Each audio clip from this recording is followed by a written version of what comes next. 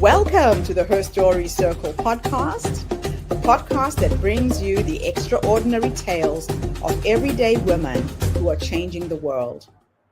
I'm your host, Gertrude Mache, and I'd like to acknowledge traditional custodians of the land on which we meet today. I also like to pay my respects to elders, past, present, and emerging. Every week, we dive into the lives, challenges, and triumphs of women from all four corners of the globe. We're here to inspire, enlighten, and connect, sharing stories that uplift and empower. So grab a cup of coffee, settle in, and join us as we explore the incredible journeys of women shaping our future. This is Her Story, where every woman's voice matters. Hello, everybody, and welcome back to the Her Story Circle. This is Gertrude Mache here in beautiful Melbourne, Australia. And today I am graced with the presence of yet another intriguing and fascinating woman. Welcome, welcome, welcome to our tribe. Please tell everybody your full name, where you're based, and share your story with us today.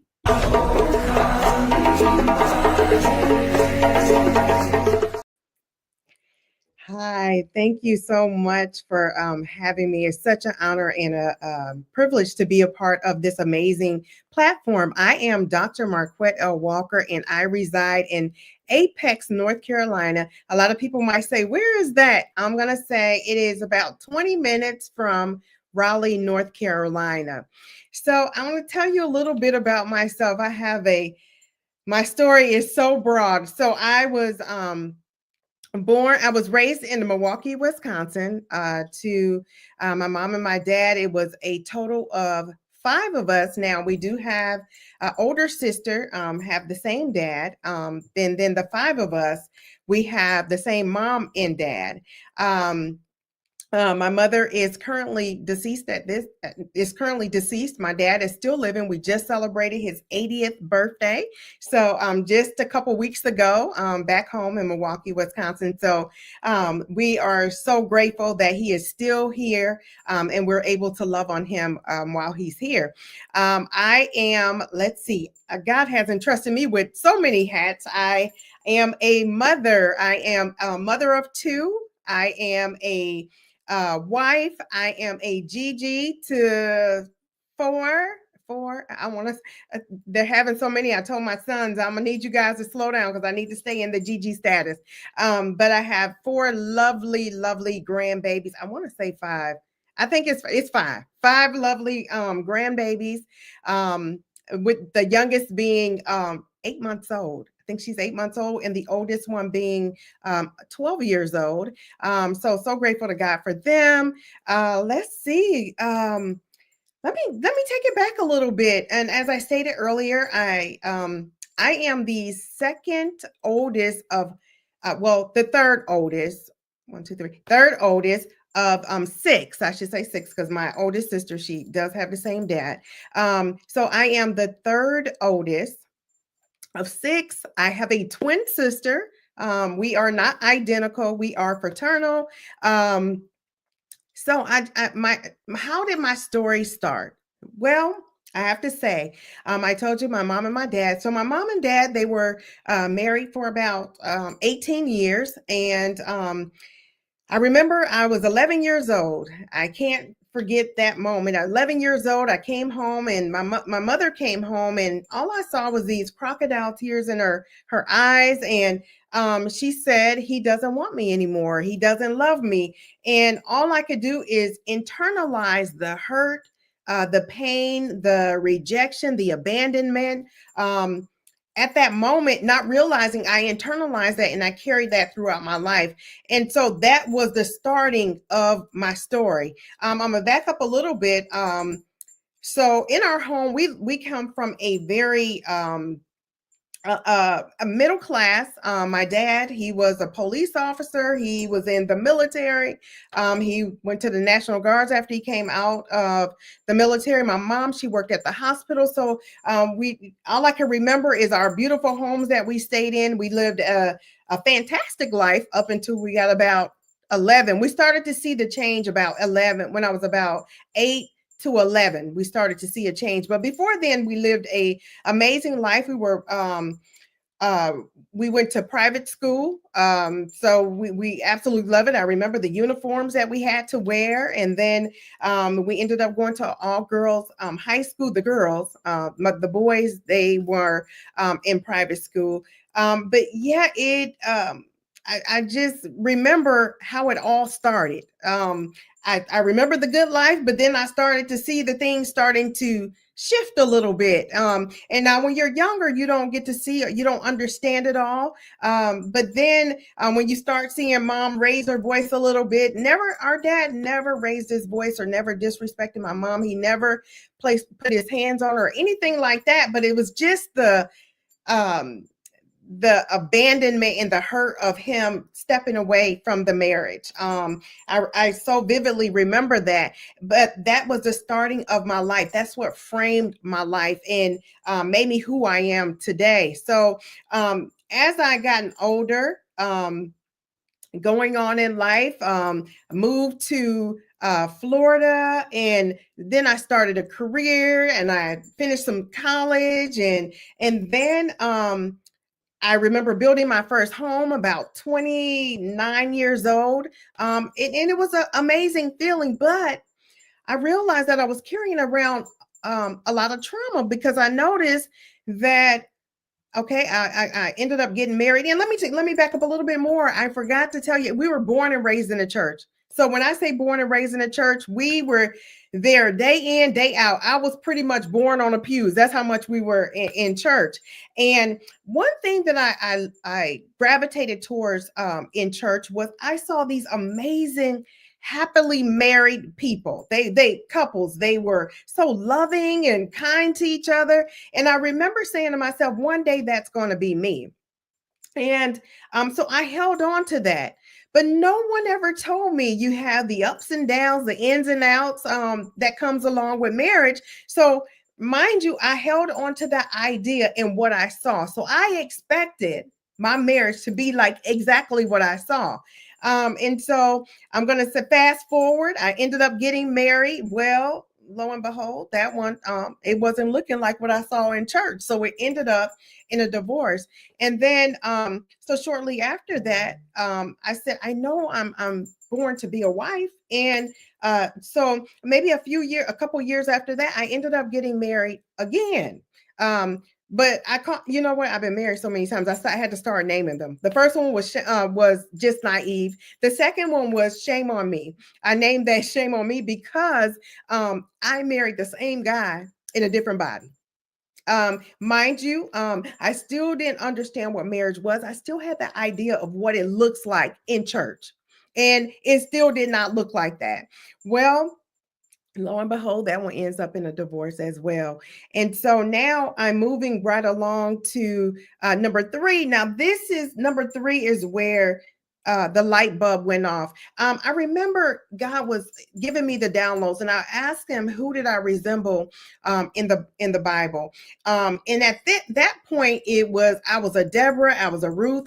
He gave me quite a bit of the women that was in the Bible, but it still, I still felt like there was something more.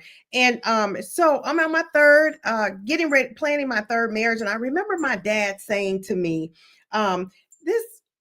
okay, I understand marriages have their ups and downs, their ins and outs.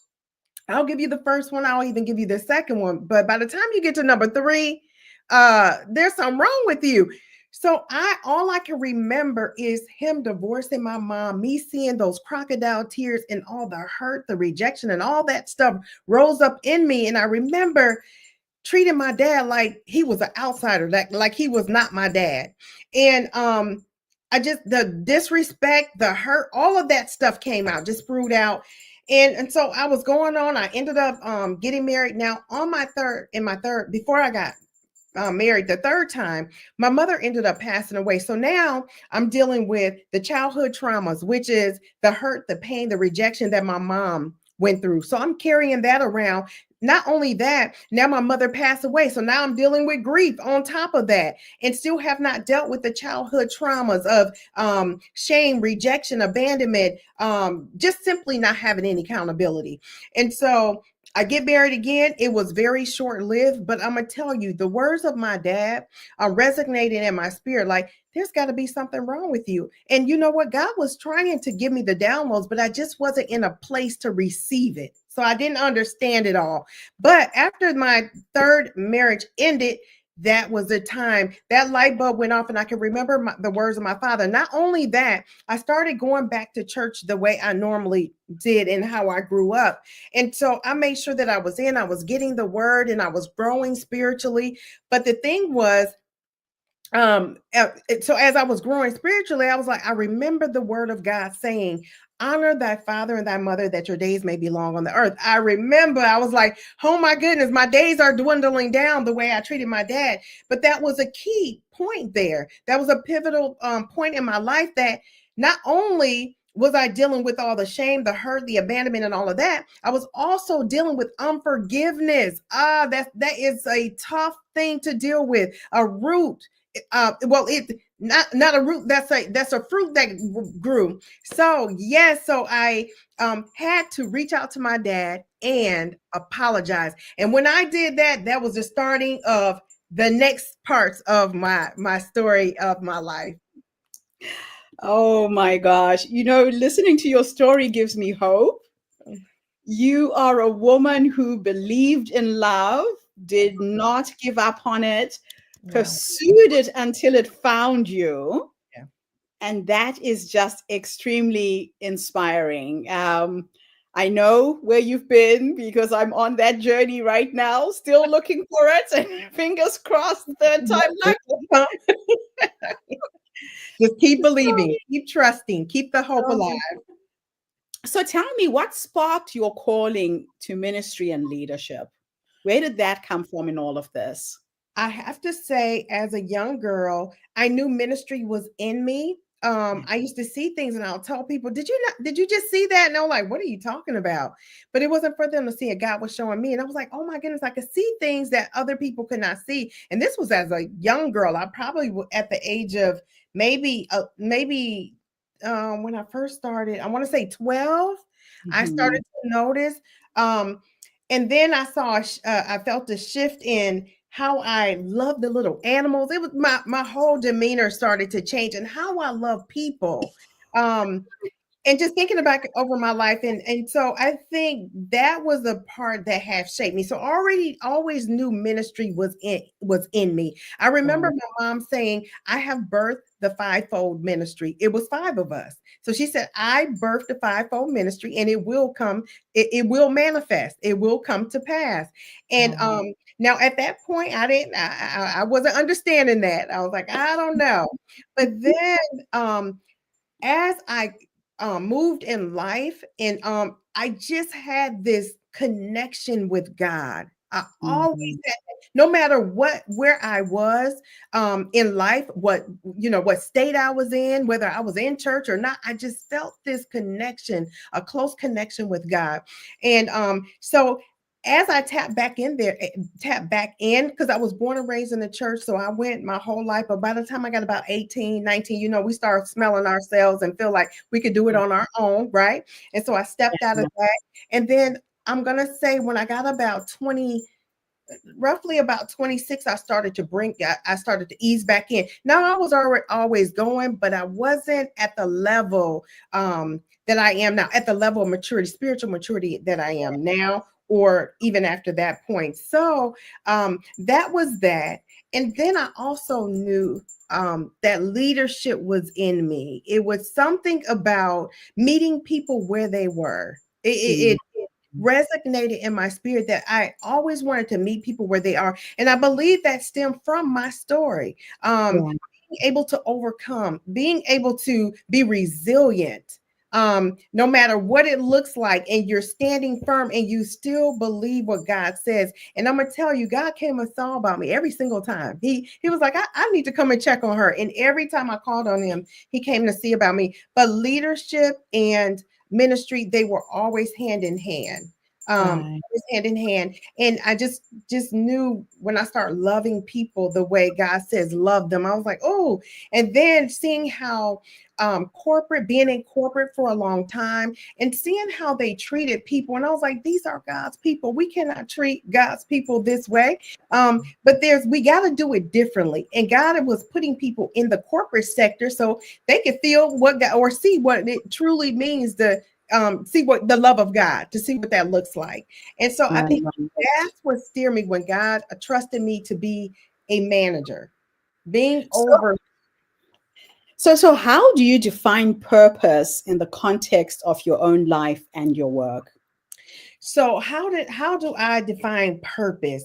Mm, I define purpose as purpose as something that it is in your heart, is in your spirit. mm, It's something that comes in alignment with what you are doing. And if it's successful, and I tell people, if you're walking something out, you don't really know yet what it mm, is. But when you can move yourself out the way and you're still walking that path, then you're yeah. walking purpose, and it feels good to you, and it's not about you. You're walking in purpose. And so that's how I determine purpose for my life, because I love God's people. And so I minister, I coach, I counsel. And so I knew that I was walking in purpose at that point. Mm. So, what is your mission behind your ministries? My mission is to help people heal. They have to Mm, forgive. Being able to walk people through a healing journey. I want to mm, take them on a journey that I had to go on. And I'm going to tell you, it's so rewarding when you get into a place of healing. A lot of people are dealing with so many things that they're not talking about, whether it's shame, yeah. rejection, abandonment, all these things. And they're trying to move throughout life and trying to understand why they have not reached where God wants them to be, or they have not reached in leadership at the in corporate sector, because they're still harboring unforgiveness. Mm. Yeah, that forgiveness piece is a big one. Oh yeah. It's a very big one. So, how do you equip women and youth to discover their divine calling? First of all, I this is how I equip them is, first of all, you got to know who you are. And how do you do that? Yeah, first you have to seek the divine, is our God who has created us. How who knows us better than we do? So it's Yeah. about seeking God and him showing you who you are first, because if you Mhm. don't know who you are, then you're not going to ever make it to where you need to be. So Yeah. first finding out um, who you are to him, because these are the things that I had to learn. I had to learn who Marquette was. I had to learn who I was to God, and then who he is to me, and how much he loved me and how much I loved him. So I think that's the starting point, and that is what I'm coaching people. First of all, find out who you are. You have to know Mhm. who you are, and then who you are to Christ, and who he is to you. Yeah, that's so true. So, can you tell us about your work Yeah. at the Destiny Foundation and its impact? What is that all about? Absolutely. So the Marquette's Destiny Foundation is to help individuals. We're starting all the way at the pre-K level, all the way to adulthood. Mhm. We have different programs, whether that's feeding children, because what we have learned is that a lot of our children are not eating unless they are at school. So we like to feed children during their winter break, spring break. So we're making sure that we provide them food to take home that they're able to eat while they're home. Also, school supplies. We want to make sure that they're school ready. They're ready for school when school starts. So we're making sure that they have the supplies that they need, shoes and backpacks and things like that. Not only that, we want to tutor them. So we don't want to provide them these things and then send them to school, but we want to make sure that we have our programs help tutor them so they can be successful in school. And not only that, we have the young adults, same exact thing. And then what we also learned with the young adults and the youth is mental health is really, really prevalent over here in the States. And that is something that we dive in. And so we help mentor and coach them through these processes to help them with mental awareness and mental illness. Also, we have Let's see, we have Marquette's Closet, that's also under the foundation, where we provide um, clothing for women, and not only the clothing, we want to get them job prepared. So we want to make sure that they're able to interview, able to write a resume. So we want to make sure that we're teaching them the life skills that they need. We also have a postpartum program as well, where women had issues with substance abuse, go into jail. Of course, they get clean while they're in jail, but when they come out, the cycle starts back over again. But they're pregnant, so we want to make sure they either have their baby in prison or in jail, and then they come out. So while they're going through rehab, we want to make sure that we are providing daycare, that we're covering the kids while they're going through their stand on the rehab stance. Then we're tackling homelessness as well. Homelessness, oh, we have so many things for men as well. So we're teaching men life skills. We're making sure we're providing clothes for them as well. We want to make sure that we teach them life skills. So this is, and Marquette's Destiny Foundation is to help empower, to uplift, to encourage the people, from children, from pre-K all the way up to adulthood. That is amazing. So, how do you balance spiritual guidance with practical leadership coaching? So, first and foremost, it is very important to me for my Christian walk in life. It is my foundation. So I always let my staff know, this is who I am. This is who I am. I am a woman of God, and it is very important because I seek the Father for guidance. I seek his direction. I seek his insight on how to lead his people. These are God's people that we're dealing with. So what better way to do that is to seek him, for him to give us guidance and insight on how to encourage, uplift, and inspire his people. And that's what help us be able to lead the way we need to lead when we're coming into a leadership position. Fantastic. Wow. Now, you talk about legacy. What does legacy mean to you? And how are you intentionally building your legacy? Yes, legacy means a lot to me. And it's very important because we have so many broken families. Legacy for me is making sure that my children, their children, and so on and so on, be able to experience what I am experiencing right now. And so what does that look like? That's me building ministries, building positions that they're able to take on as they grow older, that they'll be able to handle once they get mature enough or old enough to handle it.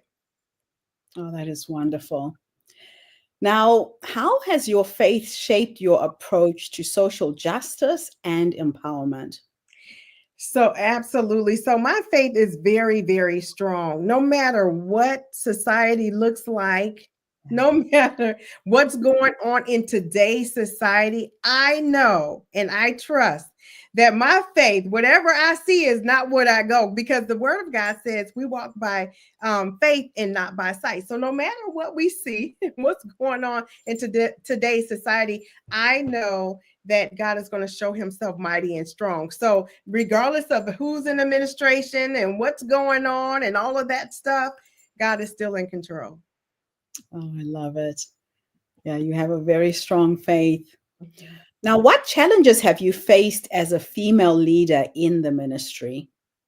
Well, one thing for sure, they always say ministry is a male's thing. This is where the men hang out. Women are not supposed to be in leadership. Women are not supposed to be ministers. Women are supposed to be quiet and sit back. But I have to say, I faced a lot of challenges. I had to deal with, first of all, you're a woman. Secondly, you're Black. Third, you had multiple marriages. Fourth, you what was some other things? Oh my goodness, I faced so many things, Yeah. but I have to tell you, in spite of facing all of those things, that's what formed me and who I am today as a leader. So with that being said, dealing with all of this stuff, it helped me to be resilient as a leader. So Mm, it's not about the title. It's not about the ABCs behind the name. It's not about that. It's what we have overcome, because mm, our mm, stories is what forms us to be able to lead other people. So that's what creates the leadership. But yes, wow. I have dealt with a lot of issues, a lot of obstacles as being a woman in ministry and also leadership. But I have to say, when your faith is strong, it doesn't it doesn't it doesn't push you back that easy. It doesn't Yeah. push you back, because you know your strength, your faith, your strength, all of that comes from God. And if you believe that, then you can stand firm on what you believe. If you were called to be a minister, called to be a leader, then you can stand firm in that, no matter what goes on around you, or no matter what people are saying about you. Yeah, you're standing on very solid ground there. I love Absolutely. it. So, how do you help others to overcome fear and resistance to purpose? How do I help them overcome? Absolutely. So I help them overcoming fear and letting them know first, what is fear? Fear, Mm, a lot of times, they don't even realize what it is the false evidence of things appearing real, right? mm, So it's not even real what we're fearing. Um, First, I help them to tap within themselves. Tap within your core being, the strength that's within, because God has given us all strength within. We have to learn to tap into that, because that will help us overcome the fear. Also, learning, once you learn who you are, once you learn your worth, and you know what you're bringing to the table, um, mm, fear, you tread very lightly on fear. You don't worry too much about fear, because now you know who you are. Your confidence, you build your confidence once you know who you are, and you spend time in knowing and continuous self-care, mhm. doing things for you, and know and building up that self-worth. Then that's when the confidence come, and that's what kills fear. Oh, I love it. That is just absolutely beautiful. Now, my last two questions for you are a bit of a thought experiment. Okay. In the first one, I'm going to teleport you back, and Okay. we are going to go into the past to meet the younger you, that Mm, woman who was struggling, wanting to step into a leadership role, had all of these things coming against her. mhm, If you could go back and give her three nuggets of wisdom, mhm, based on what life has taught you up until this point, mhm. what would those three nuggets of wisdom be? The three nuggets of wisdom is: learn who you are, know your worth, and fear does not live here. Those would be the three nuggets of wisdom that I could leave with women, for them to be able to walk into their purpose and a leadership role. Do not let fear keep you from where God has destined you to be.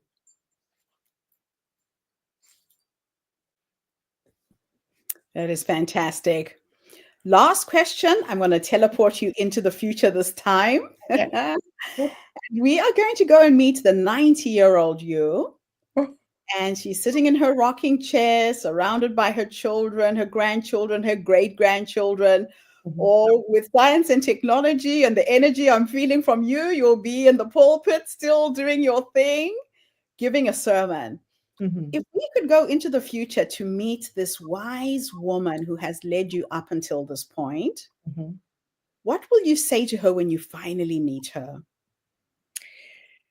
I would say, I would say to her, thank you for learning who you were. Thank you for allowing yourself to come to a place to allow God to get you to this place. Thank you for the legacies that you have built. Thank you for every heartache, every pain that you felt to get to this point. Thank you for forgiveness. Thank you for healing. Because if you don't forgive, you can't get on that healing journey, then to now get you to where you are. Thank you for every sermon that was spoken of love, gratitude, forgiveness, deliverance, and healing. Thank you for the generations that you have spoke to now have caused them to build legacies for their families. Thank you for breaking or destroying the yoke or the generational curses that was spoken over our lives as children. Thank you so much for becoming and living out your God provide your God's destiny for you. Thank you so much.